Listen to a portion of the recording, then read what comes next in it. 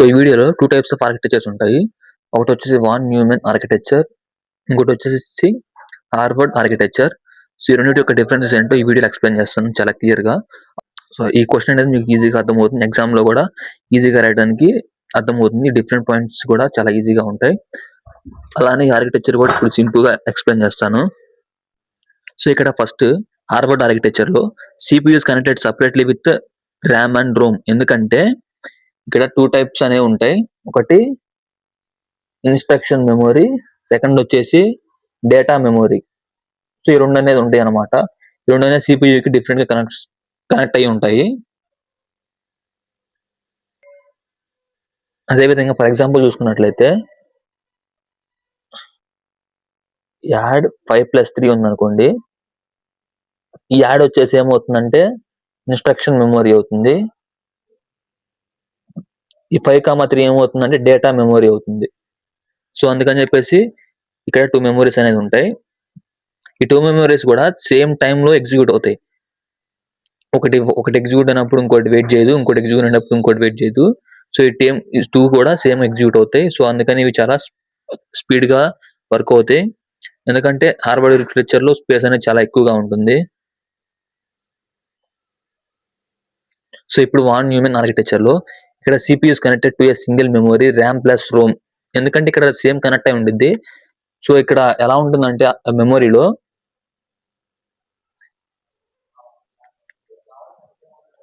Instruction వచ్చేసి add, ఒక data వచ్చేసి 5, ఇంకో డేటా వచ్చేసి 3. సో ఇలా ఉంటుంది అనమాట మెమరీలో.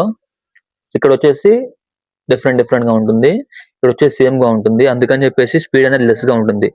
ఫస్ట్ ఒకటి ఇన్స్ట్రక్షన్ వెళ్తుంది, తర్వాత ఇంకో ఇన్స్ట్రక్షన్ వెళ్తుంది సిపియు లోకి.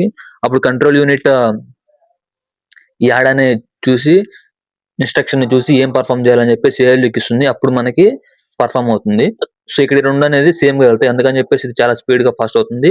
అందుకని చెప్పేసి ఇది చాలా తక్కువగా వర్క్ అవుతుంది. అంటే తక్కువగా స్పీడ్ గా వర్క్ అవ్వలేదు. ఇది చాలా స్పీడ్ గా వర్క్ అవుతుంది. అలానే ఇక్కడ సపరేట్ బస్సెస్ అనేది ఉంటుంది. ఒక డేటాకి ఒకటి ఇన్స్ట్రక్షన్ కి. ఇక్కడ వచ్చేసి కామన్ బస్ మాత్రమే ఉంటుంది. ఇవి single processor and micro controllers తో యూజ్ చేస్తారు. ఇక్కడ స్మాల్ సైజ్ కంప్యూటర్స్ తో యూజ్ చేస్తారు. ఇక్కడ ఒక క్లాక్ పల్స్ అవసరం. ఎందుకంటే ఈ రెండు ఒకసారి రన్ అవుతాయి, 2 టైమ్స్ గా రన్ అవ్వు. అందుకని చెప్పేసి చాలా కొంచెం స్పీడ్ గా వర్క్ అవుతుంది. సో దానికి ఒక క్లాక్ పల్స్ సరిపోతుంది. ఇక్కడ ఫస్ట్ ఒక డేటా తీసుకుంటే తర్వాత ఒక ఇన్స్ట్రక్షన్, అలా 2 టైమ్స్ గా వర్క్ అవుతుంది. కాబట్టి ఇక్కడ 2 క్లాక్ పల్సెస్ అనేది కావాలి. సో హార్వర్డ్ అనేది కొంచెం చాలా స్పీడ్ గా వర్క్ అవుతుంది కాబట్టి కొంచెం కాస్ట్ అనేది ఎక్కువగా ఉంటుంది. ఇదేమో చాలా తక్కువగా ఉంటుంది కాస్ట్ అనేది. సో ఇవి రెండింటి మధ్య డిఫరెన్సెస్ అన్నమాట. సో ఇప్పుడు ఈ ఆర్కిటెక్చర్ ఎలా వర్క్ అవుతుంది అనేది ఎక్స్ప్లెయిన్ చేస్తాను. సో ఫస్ట్ ఇక్కడ హార్వర్డ్ ఆర్కిటెక్చర్ ఎలా ఉంటుంది అనేది ఎక్స్ప్లెయిన్ చేస్తాను. సిపియులో మెయిన్ గా 3 ఉంటాయి. ఒకటి ఏఎల్యు, ఒకటి సియు, ఒకటి రిజిస్టర్స్. సో ఇవి మెయిన్ గా ఉంటాయి అన్నమాట. సో ఏఎల్యు ఏం చేస్తుందంటే క్యాలిక్యులేషన్స్ ని పర్ఫామ్ చేస్తుంది. సియు ఏంటంటే ఇది బాస్ అన్నమాట. సో ఇది జస్ట్ వర్క్ అసైన్ చేస్తుంది, నువ్వు ఈ వర్క్ చేయి, ఈ వర్క్ చేయి అని చెప్పేసి. ఈ రిజిస్టర్స్ ఏంటంటే టెంపరరీ డేటాని స్టోర్ చేసుకోవటం ఆర్ అవుట్పుట్ ఇవ్వడం లాంటి వర్క్ అనేది రిజిస్టర్స్ అనేది చేస్తాయి. సో ఇక్కడ కంట్రోల్ యూనిట్ అనేది ఫస్ట్ బాస్ అన్నమాట. ఫస్ట్ ఇన్స్ట్రక్షన్ అనేది ఇక్కడ ఇన్స్ట్రక్షన్ మెమరీలో స్టోర్ అవుతుంది. Like add A comma B, subtract A comma B అని చెప్పేసి. సో ఇక్కడ యాడ్ ఏ కామా బి ఉందనుకోండి. Suppose A is equal to 5, B is equal to 3 అని వాల్యూస్ ఉంటాయి కదా. ఈ వాల్యూస్ వచ్చేసి డేటా మెమరీలో స్టోర్ అవుతాయి. సో ఎప్పుడైతే ఇవి డేటా మెమరీలో స్టోర్ అవుతాయి, తర్వాత ఏమవుతుందంటే కంట్రోల్ యూనిట్కి అప్పుడు అర్థమైపోతుంది instructions and data memory store అవ్వగానే ఏం పర్ఫామ్ చేయాలనేది అప్పుడు కంట్రోల్ యూనిట్కి అర్థమైపోతుంది. సో అప్పుడు ఇన్ఫర్మేషన్ కంట్రోల్ యూనిట్ దగ్గరికి రాగానే కంట్రోల్ యూనిట్ కి అర్థమైన తర్వాత ఏఎల్యూకి పంపిస్తుంది.